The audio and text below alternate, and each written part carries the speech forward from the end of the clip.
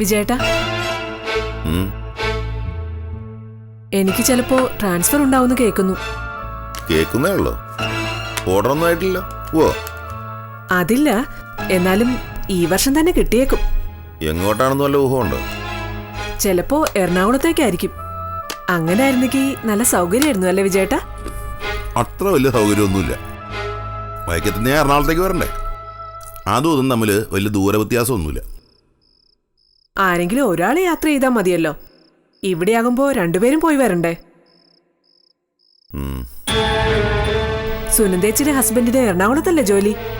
ഒരു വാടക വീട് നോക്കി വെക്കാൻ പറയാം, അല്ലേ വിജയേട്ടാ? അങ്ങോട്ടാണ് ട്രാൻസ്ഫർ എന്ന് ഉറപ്പില്ലല്ലോ, പിന്നെ എന്തിനാ ഇപ്പോഴേ? ആണെങ്കിലോ നമുക്കൊരു മുൻകരുതൽ ഉള്ളത് നല്ലതല്ലേ? അല്ലെങ്കിലോ? അല്ലെങ്കിൽ വേണ്ടെന്ന് വെക്കാലോ. നമ്മൾ നോക്കി വെക്കുന്നല്ലേ ഉള്ളൂ, അഡ്വാൻസ് ഒന്നും കൊടുക്കണ്ട. നിനക്ക് തോന്നിയ പോലെ ചെയ്യ്. സുനന്ദേച്ചി വിളിച്ചപ്പോ ഞാനൊന്ന് സൂചിപ്പിച്ചു വെച്ചിട്ടുണ്ട്.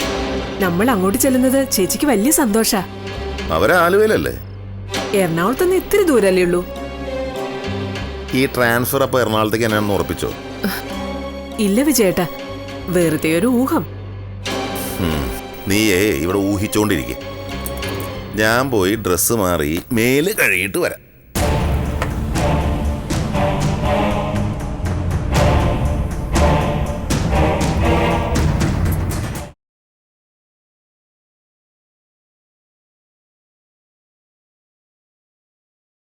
ആ വാ വാ, റിലീവിംഗ് ഓർഡർ വന്നിട്ടുണ്ട്.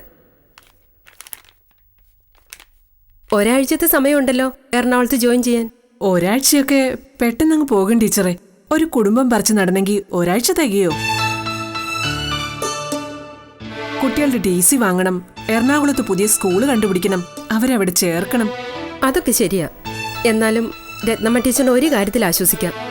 ഭാര്യയും ഭർത്താവും അടുത്തടുത്ത് തന്നെയാണല്ലോ. അതൊരു വലിയ ഭാഗ്യമല്ലേ? ഭാര്യയും ഭർത്താവും അടുത്തടുത്ത ജില്ലയിൽ പോലും അല്ലാതെ എത്രയോ ദമ്പതികൾ ജോലി ചെയ്യുന്നുണ്ട്. പിന്നെ രത്നമ്മ ടീച്ചറിന്റെ മകളുണ്ടല്ലോ, ദത്തെടുത്ത് വളർത്തിയ ഒരു കുട്ടി. അവളെ തുടർന്ന് പഠിപ്പിക്കുന്നില്ലേ? അയ്യോ, ആര് പറഞ്ഞു? അവൾക്ക് പഠിക്കാൻ മനസ്സില്ലെങ്കിലേ പഠിപ്പ് നിർത്തൂ.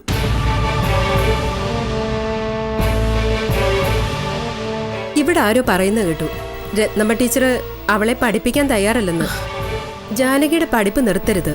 അതൊക്കെ വെറുതെ അസൂയക്കാര് പറഞ്ഞു പരത്തുന്ന ടീച്ചറെ. എല്ലാത്തിനും A+ വാങ്ങി അവളെ പഠിക്കാൻ വിടാതിരിക്കാനോ? എങ്ങനെ തോന്നും?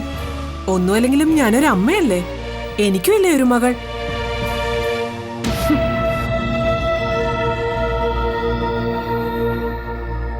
സ്വന്തമായിട്ടൊരു മകളുണ്ടെന്ന് ഓർമ്മയുള്ളത് നല്ലതാ.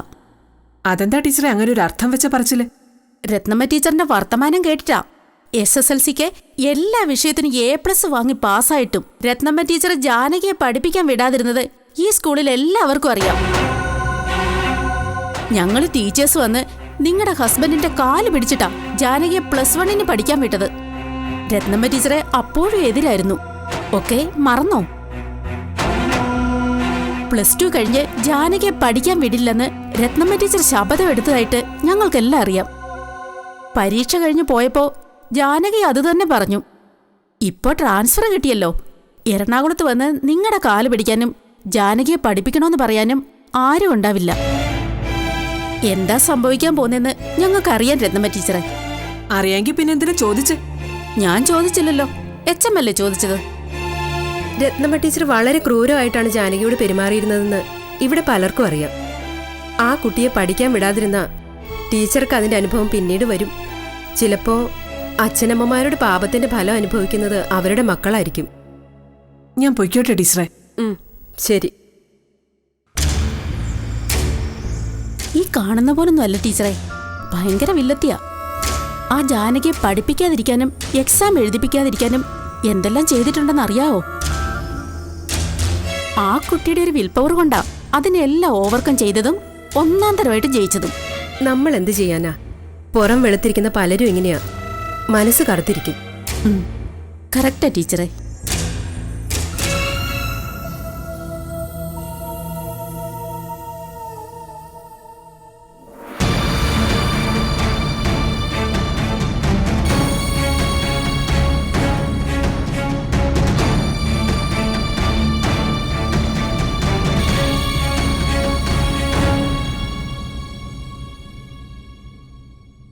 നീ ഒരു കാര്യം ചെയ്യും, ഓർഡർ കിട്ടിയ കാര്യം തൽക്കാലം ആരോട് പറയണ്ട.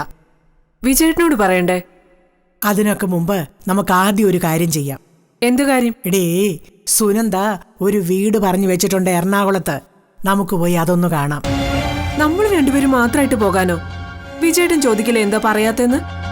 വിജയേട്ടനാണെങ്കിൽ എറണാകുളത്തിനടുത്തല്ലേ ജോലി. വീട് നോക്കാനും കാണാനും ഒക്കെ വിജയേട്ടനല്ലേ എളുപ്പം. നമുക്ക് വേറെ എന്തെങ്കിലും കാരണം പറഞ്ഞു പോവാം. വീടിന്റെ കാര്യം മാത്രം പറയണ്ട. എങ്ങനാണെങ്കിലും വിജയേട്ടൻ അറിയാതിരിക്കുവോ? വീട് കൊള്ളാങ്കി മാത്രം അറിയിച്ചാ പോരെ? അല്ലെങ്കിൽ പോകാം. ഇനി ആ നടേശൻ തിരക്കി വരുന്നതിന് മുമ്പ് സ്ഥലം ഇടാം.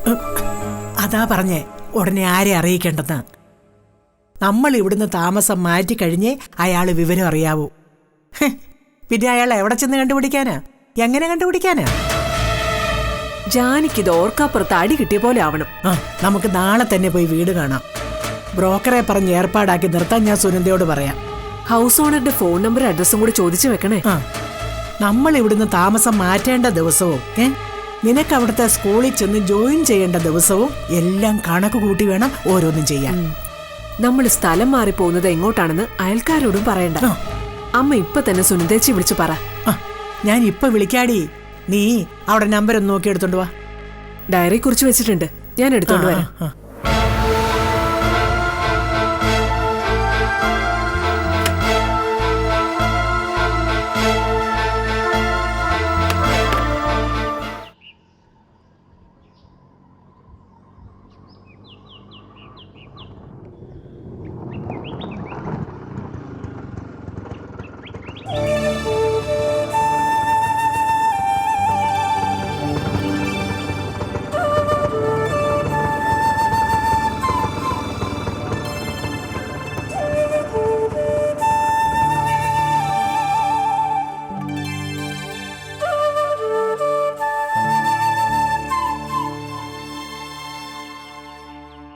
സുധാകരൻ സാർ പറഞ്ഞേച്ചല്ലേ?